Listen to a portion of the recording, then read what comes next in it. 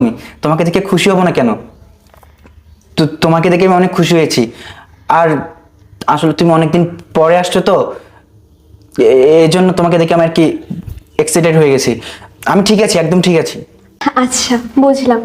সবকিছু ঠিক থাকলে তো ভালোই, আর ঠিক না থাকলেও সমস্যা নাই। আমি এখন চলে এসেছি না, সব ঠিক হয়ে যাবে। আরে এই দেখো না, তুমি সে কখন আসছো, আমরা শুধু বসে কথাই বলে যাচ্ছি।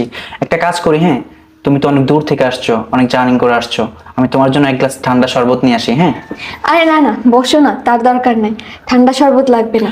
আরে কি বলছো তুমি? তুমি এত দূর থেকে আসছো, অনেক কষ্ট করে আসছো না তুমি?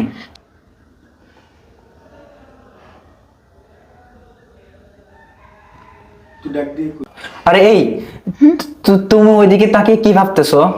আরে তেমন কিছু না। আচ্ছা শোনো না, বলতেছি কি, তুমি তো সেই বাসায় বসেই থাকো, কোনো কাজকর্ম তো করো না।